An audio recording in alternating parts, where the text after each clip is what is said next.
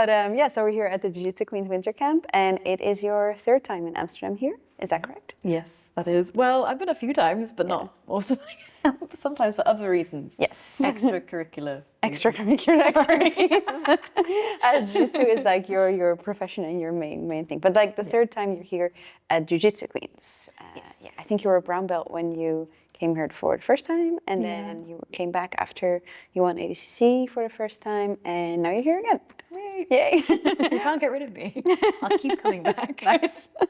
Are you excited for the camp? Really excited, especially because the number is huge. Yeah. I don't think I've ever trained with 100 women, so that'll be really good. Yeah, I'm looking forward to it too. So I want to talk a little bit about your competitive career and looking back, because you came to Jiu-Jitsu Queens when you were a brown belt, and now you're a black belt. And in the meantime, you've won a crazy amount of tournaments. I mean, you've won ADCC, you've won Worlds twice, Europeans, Pan Ams. I don't know where to stop, honestly. How was competing for you? Was it your goal to become the best in the world, or with what plan that you set out? Like, not really when I started Jiu-Jitsu. Like, when I started Jiu-Jitsu, my plan was to never compete, which is weird to think now because I love it. But like, I competed so much in judo that it was always that thing of like, I found this on my own. My parents didn't put me in it.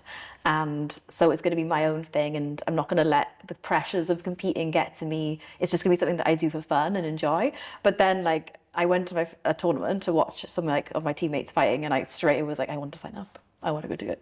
And then I didn't even know that I didn't know Worlds existed. That sounds really stupid. But like, I was in Swansea, and I didn't know much outside of Swansea. So I was just like, there's a World Championships. And then when I looked up when it was, I was like, oh, I missed it. It was in June. Okay, I'll do Nogi Worlds. That's in November. And that's literally how I ended up competing, was just like turning up to random tournaments that I didn't really understand how big they were. But yeah, like, especially with like, to win black belt worlds, that wasn't my goal until I won Nogi Worlds as a blue belt. Because then I was like, oh, that's actually possible. Like, that's actually a realistic dream to have. Or at least I thought then, even though it was blue belt, but like, I think I was maybe a little bit delusional, but like in a good way, I suppose. Yeah. Dare to dream big. Yeah. Yeah. I always have very heightened expectations of myself, so. That's great. So you went to Nogi Worlds as a blue belt, and then you won it right off the bat. Yeah, I did my division, and then I did the absolute because I was on my own. I didn't have a corner. I didn't have a team with me, because it's really expensive to go to, as you know, to go to the US is really expensive. And at the time, I ended up going off of a GoFundMe. We make fun of blue belts and their GoFundMes, but they pay off. One of my teammates suggested making one. They were like, I want to donate, so make one, because I was embarrassed to do that. I didn't want to ask people for money. And I did have a part-time job. I wasn't just training jiu-jitsu. Like, I had to work to fund it, but it wasn't enough to get the money to go to the US. And then I started a GoFundMe. People started donating, and then actually I went to a Gary Tonin seminar. We rolled, and then afterwards he shared the GoFundMe, and then loads of people donated to it. No way. So like, really random act of kindness. Just like, we rolled with some random blue belt girl who ran from her shift at the bar, ran over, and then he shared the GoFundMe. So yeah, and that's how I ended up going to Nogi Worlds. But when I was out there, I had nothing to do, so I was like, oh, I guess I'll hang around for the absolute, and I ended up winning that as well. So, but I think it was just like the lack of expectations. I had no idea. I knew I'd done well in like the local blue belt scene in the UK, but I didn't know how I would do in the US. So I was like really pleasantly surprised, and that gave me sort of motivation then to be like, maybe I can do this at black belt, or like a purple and then brown, and then yeah. So that's amazing. And so how did that change over time? You said that when you started, when you did Nogi Worlds as a blue belt, you didn't have that expectation to like get really, really far, but somewhere along the road that changed. Yeah, like, I mean, I think that gave me the confidence. I mean, it's sad that I had to win Worlds to get confidence, but it's just gathering evidence. So every like tournament I would do Europeans and I would do well, and then it's like more evidence that I should invest time in this. But at the time it was like, I didn't know you could make money as an athlete. I thought sponsorship was you get given free stuff. I didn't know you could get a wage off of it, you could get payments off of things like that. Like, all of that was so far in the future to even, I didn't even imagine that at the time, which is so funny now. I think a lot of people like kind of motivated by that more so, I guess, with social media and stuff. But at the time, I didn't know that you could do seminars as a woman. Like, that sounds terrible, but like, I think I only saw Erin Hurley doing one, and maybe Mackenzie with her dad. Like, that was kind of it. Like, at that time, so I didn't really know that you could do seminars and make money out of it, and I didn't see very many women, if any, at that time owning their gym on their own. Now there are, but at that time it just wasn't a thing. So like having a career and like a life out of it is like the thing, like I want to achieve this thing, and then afterwards I'll figure out what I'll do with my life in terms of career. Yeah, that's really interesting because now things have changed a lot, and I feel like you've grown very much as an athlete and as a person. And so how do you feel now, like being in the sport? Really happy. Like, I just don't want to be cringe. Actually, I will be cringe. I like to be cringe. Do it. There's nothing wrong with being cringe. You should embrace it. But I do feel I have like my dream life. I don't mean that in like obviously there's always things that you want to work towards or whatever. But I do feel like I have the dream life for myself. I think that's different for everyone, obviously. But like, I get to do jiu-jitsu every day. I get to train every day. I get to teach other people cool moves that I've done in tournaments, and they ask me like, how did you do that? Maybe it's not cool. So they're like, how did you do that move? And I'm like this. And like, that's the best thing ever. I discovered a passion in teaching, which was really unexpected. I always knew I loved sport. I knew I loved competing. I knew I loved like the physical, like the physicality of like martial arts. Like, I did judo from my childhood. So I knew I liked all of that stuff, but like, I never thought I would love teaching. That's been like the unexpected passion that I found in jiu-jitsu. And also like that thing of, I grew up literally kind of mute. Like, I didn't talk. I was so chronically shy, and now I'm going to teach alongside you this weekend to 100 girls, and I don't feel nervous for that. Not in like a I'm frozen with shyness way, just like a normal healthy nerves, which I would never have imagined if you told me that as like a teenager. I wouldn't have believed you at all. Like, that's not possible for me. Like, I can't speak in front of my friends, let alone like a crowd of people. So yeah, I don't know what the question was. I just started answering something else, I think. That's fine. I just started. I love to yap. I'm sorry. You're like, what? That's okay. Like, we're clearing up, but I think in a good way, because I was also interested in how you feel like you changed in the process of becoming an athlete and going from winning blue belt Nogi Worlds to where you are now. How do you feel like you changed? Oh, so much. Like, I feel like maybe my frontal lobe just wasn't developed. I'm not sure. But like, I'm always amazed at people before the age of 25 who are normal and like not absolute freaks. Because I definitely was. Like, but like, I don't mean, like with sympathy towards myself at the same time. Like, but I think that I had a really rough period starting out, like, for just my own stuff, like early on. I was like not in a great environment, like early on, when I went to Cardiff and stuff like that, and that period definitely affected me a lot. And then like from then, like being so shy, so quiet, and then now it's like completely different. Like, but that's also like from the community that jiu-jitsu gives you as well. I think especially when I went to Ireland, that was the biggest shift. I think moving to Ireland and then moving to the US were the two biggest changes for me. When I went to Ireland, it was like I had like the first time I had a community of women to train with, like Shiv, the girls, yeah. And like they had well, they still do. They have such a huge team of women, and being around that and having that like positive. I always struggled with like female friendships growing up, and I always thought like, oh, I guess I just get on better with boys. Like, what's so wrong? That's not true. Yeah. They smell like crisps. Not all, but some. Most of them. Some of them do. They really do smell like. Anyway, not all. Sorry. Moving on. But like I it wasn't that I was like, I'm one of the boys. Like, I guess I was a little bit like that from like growing up in male-dominated sports. So that thing of like, I'm one of the boys, or it's more like I have to become one of the boys to survive this environment where they're constantly putting down women, even unintentionally. I like a lot of the times doing like, oh yeah, you're not like a girl. You're really strong, or like doing like that kind of stuff. Like, oh, you're not a normal girl. You're different. Dream, like, oh, you're cool, you're not like other girls, like all that kind of stuff. I think I heard Helen Maroulis say something like this, kind of similar to what you're saying, that she kind of grew up in an environment with not a lot of women to train with, and that she subconsciously, maybe consciously, tried to like, be as much as a boy as she could be, because that's how you fit in, and that's how you get accepted by the coaches and the environment. And you feel like you had that too? Yeah, it's like a survival thing, I think. It's like, okay, I have to laugh along with the hurtful sexist jokes because then I'll be accepted. I have to prove that I'm here for the right intentions, whatever that means. Dream, like there's a lot of like, especially because I was coming in with the lashes, and at the time I had like blonde hair and the dream, and like I was wearing freaking concealer and whatever. But and I'm like, so I think I was like, I have to prove that I'm here for the right reasons, which is like, you don't have to do that as a man. Like that's not what like you have to prove you're not here as like your dating pool or whatever, Dream. Or you have to prove that you're a worthwhile partner, all these kind of things. So I would laugh a lot at like things that were actually, I look back and I'm like, oh my God, I would never laugh at that now. I would in fact be like, get out.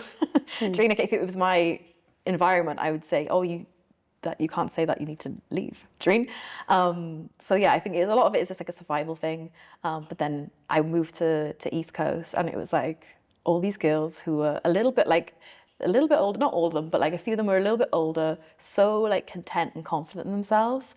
And like just there was no competition, there was no bad energy, just like they just wanted to roll hard and they wanted to train, and that was it. And it was just really great. I think that really, it made me more confident as a person as well to be around them, and sort of like, okay, like I like how they're behaving, I'm gonna kind of, you're gonna follow the leader kind of thing. And following on that, what you're saying, that like moving to Ireland and then moving to New York were like two significant moments in your jiu-jitsu career life. A lot of us in our like athletic career, there's like certain moments that are so impactful that they kind of change the direction that you're going in. So I was wondering if there's like, maybe there was like a competition or something that you won that kind of moved you in that direction. Yeah, so the gym I was at was under East Coast, and so I like trained with. I'd gone out at this point a few times to train with the guys there and stuff. Really enjoyed it. It was the only place I knew of that was. Obviously, there are other places, but for me and my awareness at that time, it was the only place that I knew of in Europe or that was near to me that had people training full time and doing what I wanted to do. It was like, I want to train 3 times a day and go to, they were going to all the competitions. So I would go to these tournaments on my own because, the people around me couldn't afford to, they were in positions to do that.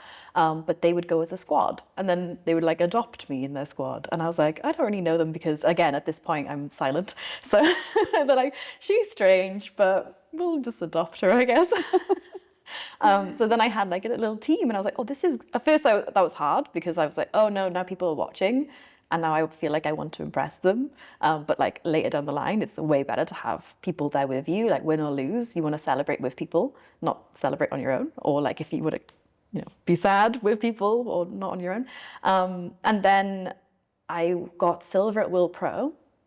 I got $5,000 was the prize at the time. I think it's maybe the same, maybe higher, maybe lower, I'm not sure. But at this time I got $5,000, and I was like, perfect, like I can do something with this. And then I got asked to do a seminar, I think it was a women only seminar. And like at the time, obviously, wasn't making much money, but I was like, oh, maybe I could just do seminars. And then I can live off this as my safety net, which is hilarious to think now that was my like this is what I'm gonna live off for the next who knows how long. And I was like, I can make the jump to go to Ireland. And then there were circumstances I was like, oh, I have to go to Ireland. So yeah, I ended up moving after I won Gi Worlds as a brown belt at that time. And then I flew away and I fled to Ireland, and it was great. And then I remember when you won Gi Worlds for the first time, I think you just moved to New York, or like it was very, very near that date. I always want to ask you this question, like how did you like manage moving from one continent to the other and then winning Gi Worlds very soon after? How do you like focus in the chaos? Yeah, I hadn't even properly moved. It was more disorganized than that as well, because it was like I went out for pans to Worlds, and then it was like, I guess I'm gonna just stay here kind of thing. Like that was because I had no idea what I was gonna do. I was like, I left Ireland, and it was like, I'm just gonna figure it out. It was really chaotic. I wouldn't change it as much as it was a really difficult period, because obviously there's so much going on. And it wasn't like, I wasn't happy at this time, but I was very motivated to sort of like, I have to win this because I've given up all of this, and I have to win. Because if I don't win, I don't know how I'm going to feel. Because at this time, I wasn't very good at separating my self-worth with my athletic abilities. I'd take losses so hard. I still take them hard, but like now I can, you just go back to the gym and you improve. Do you mean? It's not like the end of the world. But at this, I think it would have been the end of the world for me. So I was like, I can't lose. I turned up the door and I was like, I'm not losing. Because if I lose, I have to deal with that emotion, and I'm not, I'm not going to do it. So I think, unfortunately, it wasn't motivated by the healthiest thing, but it was a lot of like, I have to win. I have to prove people wrong. Who are the people? I don't know. Imaginary people, I suppose. But yeah, like in hindsight, I look back and I'm like, oh, I wish. Like I feel like the second time I won Worlds, I got such a do-over, because I was kind of sad at the time. It was a little bit awkward with like with East Coast and stuff, and it's a little bit awkward, you know, like just like growing pains and stuff. And I didn't really know the guys at Essential very well. They were all very, very nice, but I didn't really know them. And that was kind of how it was. And then like, the second time, it was completely different. Like everything was kind of sorted, and I had friends at Essential, and we were close, and I had a team, and it was just very different. And I was like, oh, I'm really glad I got a second chance at this. And yeah. Yeah, we were just talking about this before the interview, and because I wanted to ask you, like, does winning Worlds the second time, does it change anything? Did it change? Because I remember you saying it didn't change anything for your career in that aspect to win it twice, but you did say that it changed a lot for you as a person, for yourself.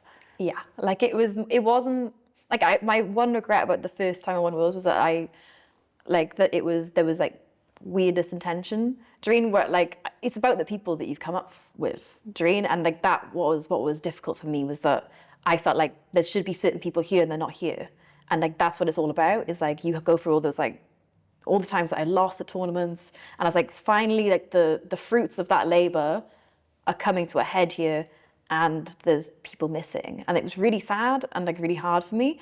But then I got to have a do-over, like in a way, and that was really nice, and that was really important to me. Like it didn't change anything. Like the seminars stayed the same, and whatever. Like it didn't really change anything in that sense. I think no one would know if I'd won it once or twice or how many other times. Sometimes even before I won Gi Worlds, sometimes people were like, "Oh, you've won Worlds," and I'm like, "Sure." I'm like, "No, I haven't, but why not? Let's pretend." But yeah, like I don't think that anyone remembers that kind of stuff really, other than me. But I think some things need to be. I think everything needs to be. Well, maybe not everything. Most things. Oh my God, keep changing. I've gone through three different phases there. But I do think most things, they have to be self-motivated, at least to some extent. Like obviously there is that thing of like, I want to be paid what I'm worth and all that stuff, like that conversation, of course. But like that to me was like important. You know, at the time, I think people are like, oh, nobody cares about the gi and blah, blah, blah. And I was like, well, I do.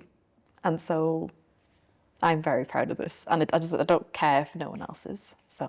Yeah, I understand that. I also see sometimes after a tournament that you've posted that it does take a toll on your mental health, and that you can feel a little bit down after a tournament, even after you win. Can you tell a little bit more about that? It's weird because sometimes it's worse after I win than if I lose, because there's like, maybe not so much now, but definitely at the first World Championships and then ADCC, and then I came to the camp and I was very, very tired, but also low at that time, which you wouldn't think. Well, you would think. If you I'm like, okay. But like, you wouldn't think that would be how it is. But like, I achieved the two goals. Like, it was always Gi Worlds, ADCC, and then I'd achieved them. I didn't like, after I won Gi Worlds, I didn't let myself enjoy it. I was like, yeah, but I need to win ADCC because who cares? Which is so unhealthy. I didn't let myself enjoy it. And I was like, okay, well, I have to also win ADCC. And then I won it, and I was like, well, I don't know how to enjoy winning. Like anything I want, I went by one Europeans, and it was like maybe the second time or whatever. And I was like, yeah, but it's just European, just Europeans. That's so crazy. So many people would kill for that. And like, that's my not one regret, but like one of my regrets would be that I didn't sit and like enjoy the moment. And that's why in the second one, I'm just laying on the mat, like, like get up and leave. And I'm like, no, I'm so happy. But I really just let myself enjoy it now because I know that big drop is going to come. It was just normal. And I think now I'm like, I know it's coming. So I'm better prepared. Like, don't go on an alcohol binge after, after a major tournament because it's a depressant. And that's not a good idea. Or like, sounds really bad. We can cut stuff out, don't worry. Ffion is an alcoholic. No, but like, It will be you know, clickbait though. yeah. And then I'm just there like, yeah, I had 2 whiskeys. And they're like, okay. But it is that thing of like, to not lean into unhealthy outlets. It's like, but because after ADCC, I was like, well, I can drink now. Why would I not? Because now I can do it. What's the point? Doing stuff like that and like not leaning into like unhealthy vices, whatever that is for anyone, you know? So I think, yeah, it was like, I'm very prepared for that feeling now. And it's very normal. I think just, but nobody really talks about it because you sound ungrateful. Like you sound like, oh, you sound so ungrateful. You won that, or you should be happy. And I'm like, I am, or I will be, but probably in about a year's time, which is where I am now. Like now I'm really happy about it, but like, it's unfortunately part of it, I think. So that feeling still comes, even though you're in like a different mental place now. After winning something, you still feel like this drop. Yeah, not as extreme because I think before I was like, I'm supposed to feel happy. And so that was freaking me out more. But now, like after CGI, like, you know, it's like a big event, a lot of build up to it, a lot of like perceived pressure. Obviously fighting Mackenzie is a huge deal to me as well. And then there was that the low wasn't as significant because I was prepared for it. And it's like, it can't live up to this like expectation in your head. And it's like, it's so cliche, but like the journey, America has changed me. But like, it really is like the journey. Like what I remember is all like the moments in camp and like getting through, like that's what's special. Like ADCC camp, so special to me because it was so ridiculously hard. Probably harder than it should have been. Like we were probably overtraining like crazy. It was probably stupid in some ways, not always, but like I think there is a necessary like hardship you need. I think that was what I needed at that time. But I feel like that was what I look back and I'm like, that was insane. I'm so glad I did that. Will I do it again? No, but not in that way. But like it is the journey. So something else I wanted to ask you about competing is that I remember you have always been a little bit nervous to compete, and I would like run into you on tournaments and you'd be like in the final the next day and you would tell me like I'm so nervous. How is that now, and has it like gone better over time? Yeah. The end. No, yeah, it's definitely a lot, but it is that thing of like, I feel like, well, I don't want to say this, it sounds really bad, but like, not bad, but I always feel like when someone says they're not nervous, I was like, you're a liar. But like in the last match against Mackenzie, I felt genuinely just excited. But I had just watched the match of Tackett versus, I think it was Cade. One of them. Brother versus brother. And they had the craziest fight that I was like, oh, I just want to scrap. Dream. And I do feel like that now, even with the next match I got it with Adele in March 6th.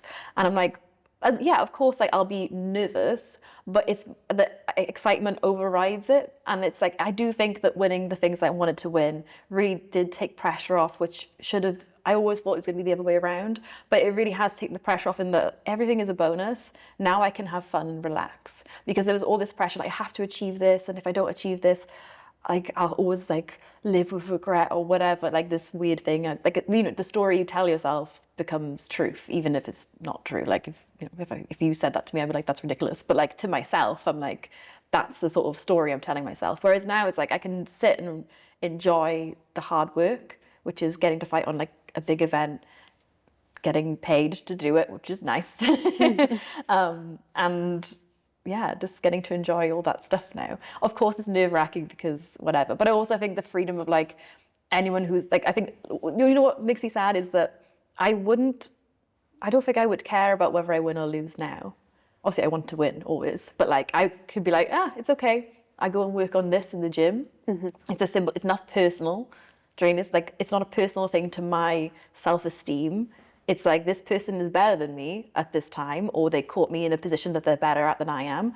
All I need to do is go to the gym, improve that, and then we reassess. It's as simple as that when you strip everything away. But then obviously, like, your ego, which is very normal to, and then, things like this factor into it and stuff. But like, when I strip that away, I wouldn't care if it wasn't for, I think, the social media stuff and like seeing the horrible stuff that people will say about you. That does affect me.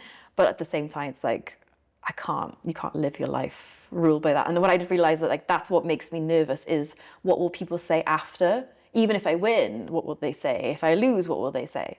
And like, if that wasn't an aspect, I would just compete and not take it so seriously or take it to heart so much. And that made me sad. I was like, but like, it's a factor in it, because you need to promote yourself at the same time. So you can't like just delete social media, or you get the urge to go and look at it anyway. So it's like, that made me go, that's kind of sad. So, but like, I just try and like push that over my brain and just be like, I only care about what people I know and care, like, I actually value their opinion, have to say. And if they have a valid criticism, then cool. But I don't want to take on the opinions of people who would never do it themselves. So I think that's even a saying, like, don't take advice from anyone who's not like living the life that you want to live. Or I'm not sure if it's that exact phrasing, but I think sounds good to me. Yeah. And going back then, like before you were a black belt, like you won gi worlds at brown, and then going into black belt, like earlier in the conversation, you mentioned that you won gi and no gi worlds at blue belt, and that like gave you some evidence that like to make you more confident as a competitor. But how do you go into a competition without the evidence yet, but with the confidence that you will win? Or does it not work like that for you? It didn't work like that for me, unfortunately. I will say that maybe if you don't have the competition evidence, because obviously you can't just rock into a tournament and do well straight away. But I think competing is a practice.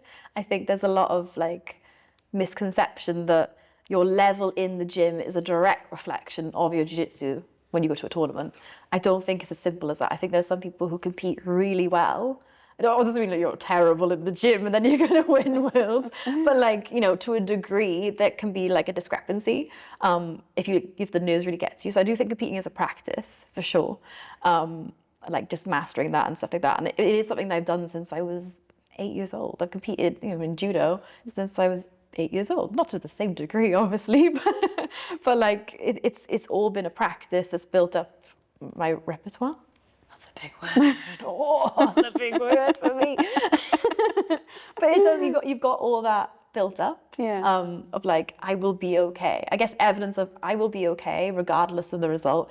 I know how to handle my emotions at this point now, to a degree, of course. Like, there's always things that can, and sometimes you can have a day where it doesn't matter. You have got all this practice. You just kind of fall apart on the day, and it's out of your control.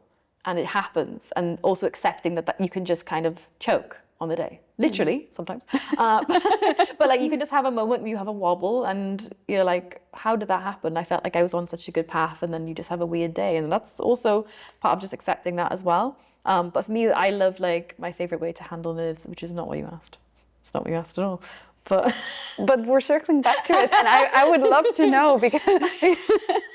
But is like to like make a character, and then now I feel like I take that character into different aspects of my life all the time, like in this chair right now when we're talking in front of a camera, or when I go and teach, I take the character with me there. But before, it was just for competing, and it was like that character would be okay, I've been reading Ffion Davies, so it'd be Aelin, and I'm a nerd, and they're like ferocious, and they're confident, and they run to the ref because they're eager, and that freaks people out. If I run at the ref, I'm like, oh, she wants to be here. And someone who wants to be here is scary to fight.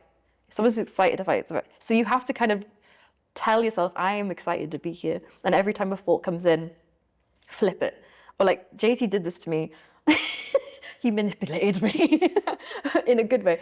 But basically he was like, me and Sam would walk into the gym and be like, we're dead, like we're so tired. And it's like Tuesday, which is the wrestling day, which is it was horrifying. It was horrible. Like I literally cried every single time. Like every single time. And he'd be like, how are you feeling today, guys? And we were like, oh, I'm okay. I'm a bit tired, a bit sore. He'd be like, no, you're great. I was like, what? And he was like, no, you're great. I was like, he's a freak. Why is he always happy? And Sam was like, yeah, he's happy even. They went to some camp in Cyprus and he'd be up at 6 a.m. He'd be like, good morning. And everyone's like, oh, but he's like always like that, really positive.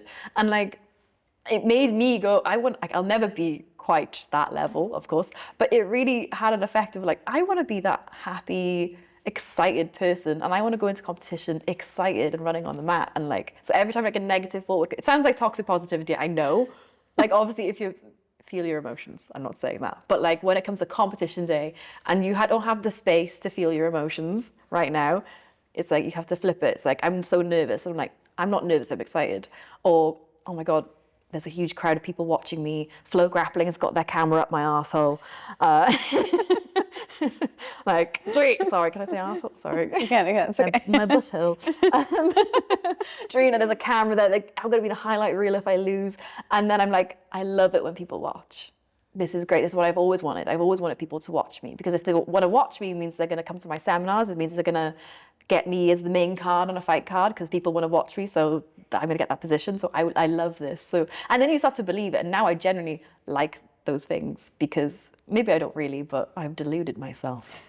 I gaslit myself. I learned off my ex. I gaslit myself. And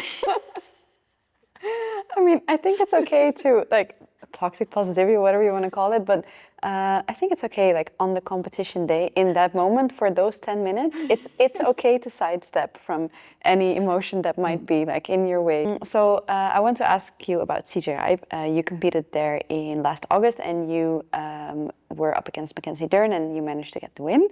How do you feel looking back on the event?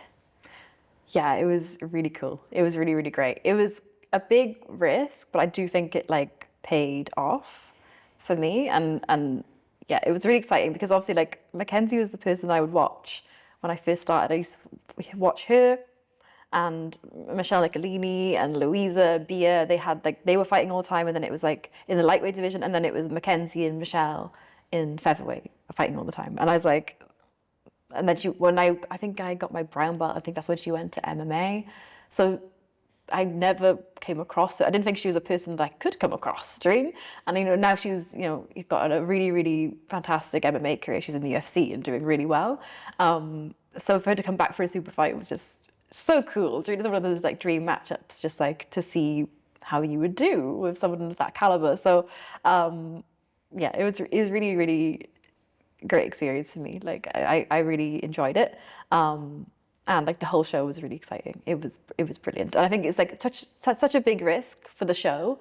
And I do think it really paid off, and there's going to be another one next year. So that's great. Yeah, and for yourself, it was also a risk. I remember you were posting about it on YouTube, because everyone was asking you why you dropped out of ADCC and how you were feeling about it. How do you look back on that? It sounds like I don't know if I think a lot of people like questioning the genuineness of it, but like for me, I felt like, okay, they've added this additional division, but they removed 60. So they put 65 plus and then 55. So, okay, they've kind of solved the problem for the lighter girls. Well, not solved it, but like something there, at least for the lighter girls. But now they've made this huge gap here. And then the heavier girls, who, if you're above 5'5" and you're athletic, you're gonna be 70 kilos at least. And then they've not solved the problem, which is like middleweight and middle heavy up to the busiest divisions, and they've not solved that problem at all. That was frustrating. And there was a few of it, like the lack of like movement in the prize money. The women's was still half of the men's. I made more at Gi Worlds. I've said this before, but like I don't think people realize that Gi Worlds, IBJF, and again, it's not perfect. The organization is not perfect. None of them are. But if we're talking about these criticisms that I had, was that IBJF were paying by numbers and division, not by gender. But ADCC, they're choosing to keep the division small, and they're choosing to keep the prize money half. They're not giving the chance for it to grow. So it's like, if you don't build it, we can't come.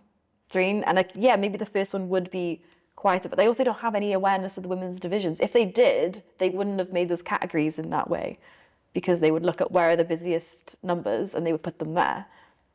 You know what I mean? Yeah, so I do. it's very, very strange.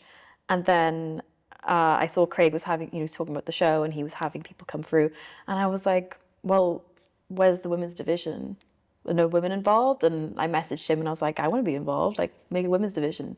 And then he's kind of talking about making a women's division, but then it didn't go through because of the budget. um, yeah, so then they ended up doing the super fight. He's like, how about a super fight? And I was like, well, it needs to be someone who is a former champion who has nothing to lose, because you can't ask someone who you can't have at this time, obviously you can't like read into the future and see that Adele is going to get double gold, right? But like, you can't ask her at this time before she's won it to give up that spot and come over here. Yeah. That's not fair. You can't ask one of the girls who hasn't quite got that title yet to make that sacrifice, but you can ask Mackenzie, who's got a huge following and is a superstar in the UFC and has nothing to lose, right? She can make a bit of money, she can donate to a charity, it's a win-win. And then she gets to fight the previous year's champion. So it's like, it's not like she's, well, like obviously you don't know how the division plays out, right? So it's like, and then it adds a layer and it's storyline building. So then it's like, okay, well now we've got the super fight, which is coming up soon. Now you've got Adele has won. She got double gold, even better. And then it's like, okay, well, wow, but Ffion wasn't in it. And then this is not like jiu-jitsu math. Like obviously you're not. It's just that thing of like, you can't say that this would have potentially been the final because you can't do jiu-jitsu math. Like you can't be like, oh, like this person beat this person, so they would have beaten this person. But like in terms of people who don't compete head, they would look at that and go, oh yeah, but how would you do if Ffion was there? Oh, well, we can have a super fight and we can find out. Yeah. And then we both get to make more money. And it builds a storyline in the women's division. And then it's like, now this match happens. Okay, maybe if she wins or if I win, we can have a rematch. Or we can have another person come through. Or like during this, like then you build the storyline, which is so lacking in the women's division, is like a reason to be invested. Like I'm invested in women's jiu-jitsu, but you have to sell that to other people as well. And like this concept thing of like, they don't get the views, when I just don't agree. I think it's just, if you don't have a reason to, like, I don't want to, like, okay, I love watching jiu-jitsu, but like, I'm not gonna sit and watch like the whole thing if I don't know who anyone is. I'm like, this is boring. I'm invested in the people who I know stuff about, but then they have that for the men. They have these storylines built with like the road to ADCC 66 division, 77 division, where they go for each athlete. They didn't have that for the women. So how can we possibly be invested in them in the same way? So I think that's been such a good butterfly effect, I guess. Yeah. And we were talking about this before too, that I feel like as a woman in jiu-jitsu, you often get asked the question, what should we do to attract more women in jiu-jitsu? And how can we do X, Y, and Z for women? And they're always asking you as a woman and other women as well. And I think we both feel like it would be also very righteous to ask the men what they would do to increase women's participation in the sport. And do you feel like that question is not asked enough to men? 100%. In fact, it's the only question I ever get. And it's never asked to the guys. And they're like the majority in the sport, right? So why are we not asking them? Like, and there is that thing of like, if she can't see it, she can't be it. So if you haven't got these divisions existing, or you don't have this prize money existing, it's like there's this like lack of drive to, obviously you can't just be motivated by money, I'm not saying that, but like there's a lack of drive because you can't see yourself there. It's like, this doesn't exist yet, how can I be motivated to achieve something that doesn't exist yet? Like, and so I wish that was directed more at like organizations. And it's like, it has to be given, unfortunately, sorry, but you have to take the leap. And to not have women on your show is discrimination. It is. They call a spade, like it's discrimination. You don't have women on your show, that's weird. Like other sports don't, well, I'm sure some do, but like look at the Olympic sports, they don't do that. They have equal men's divisions and equal women's divisions and the prize money. So you have to, that's kind of like the baseline, like, come on. And there's equal coverage as well, which also helps everything grow. So when there's lack of coverage on the women, or because there's less women, it's like a constant cycle. Especially when, like, for our generation, you grow up being told that this is not something you should be doing in the first place. You have to give it time and you have to give it the space in the first place. Otherwise, you can't expect people to turn up. Yeah, yeah, and then following that, because I also feel like we often hear people say like, "Oh, women's jiu-jitsu is growing, and there's so many more women, and the sport is growing for women." Do you feel like that? Because sometimes I feel like, yes, there are women in jiu-jitsu, but I feel like we could have been so much further. I think it's such a unique sport that really it should be a space where there's tons of women, right? Because it's the whole premise behind it is like the smaller person can overcome with technique. Obviously, we know we train every day that's not that's not quite true, but like there is that aspect of like that is so cool that you can get to a skill level and you can control an opponent, and it is so attractive to women, I would say, and not for just self-defense. Because this is the thing that's like, you need to learn it for self-defense so that you don't get attacked. Why do I have to worry about being attacked? I don't want to have to worry about that. But obviously it's a reality. But I mean, it's like an unfortunate thing. Like, I don't want that to be my drive to do something. Why can't I just do a sport because it's fun? Like a man can just do a sport because it's fun to do. Like, why can't that be my reason, Doreen? I don't want to think about being murdered, thanks, when I go and do my hobby. That's not my priority, Doreen. How about they don't do the murdering? I don't know. But like for me, the biggest thing was like the community that you built, and you build, and the friendships that you make, and cheese. But yeah, like with male and female, there's that. It's different, bro. Like, like a man will be like, it's in the percentage. I'm pulling this up my ass. But there's something like a man's upper body is like 60% stronger than a woman's of the same size.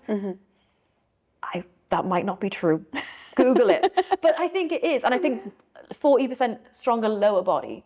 So it's smaller, but like a woman the same size. So you could be rolling with a man the same size as you, and he still has that, like, obviously it's case by case, but like in general. How insane is that? And then if you pull off a move on him, or you beat the shit out of him, and then they ask some other guy, "Oh, I got stuck here," instead of asking you, and you're like, "What do you mean?" I don't want to rant now. But like, why would you not ask that person to teach? Because they have to have perfect technique to pull anything off. So it would make sense to, I don't know. For me, not devaluing obviously heavier people, like heavier men. You're great too, and you have great technique. That's not what I'm saying, but like, it's funny to me that Yeah. you wouldn't like. Yeah, I think what you were saying about like switching to the default is something that like men and women both like we all do it. We all do it, and maybe you came across it when people were asking you for seminars initially and asking you to teach women-only seminars and not mixed seminars. I don't know if that happened. Yeah. I love teaching women. We're doing women only this weekend, Yes, and I love it because it's a great opportunity for us all to come together.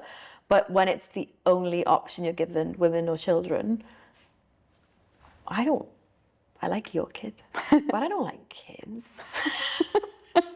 Nobody, they're sticky. Do you like to teach them? Like, I'd like my own, but like, I like my nieces. But like, they're sticky and they're loud, and it's really tiring. But anyway, that's not the point. But like, if that's your only options you're given, you're just like, why can't I teach advanced? Yeah. Which was cool when I went to Essential. They were like, JT was like, "Oh yeah, teach advanced ski." I was like, "What? What do you mean? Are you going to throw me with the kids? Are you going to give me a women-only class at 8 p.m. on a Sunday that no one can attend?" No. And then he would attend those classes because he was leading by example. He would come and attend my class, which I thought was hilarious. And I was like, leave. But it was such I'm coming to these classes.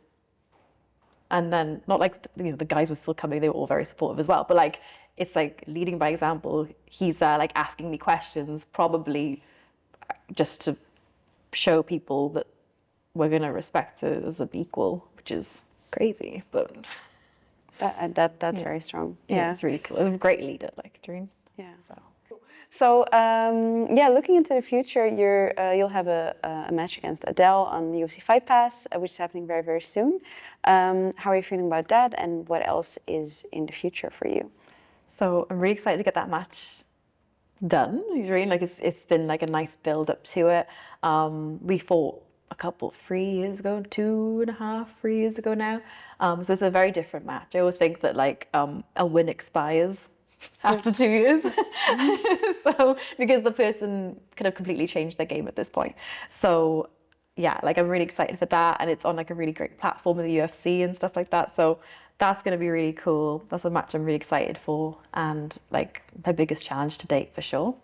And then after that, even more exciting, I think, because I love competing, but I love coaching more. And a gym is opening called Armour in London. I live in London now, and I'm going to be teaching there as head coach. So it's really exciting. I can't wait to be teaching consistently, and I'm also like really lowering my schedule in terms of seminars and stuff, so that I can be there consistently. And it's really hard to be an athlete and a coach at the same time.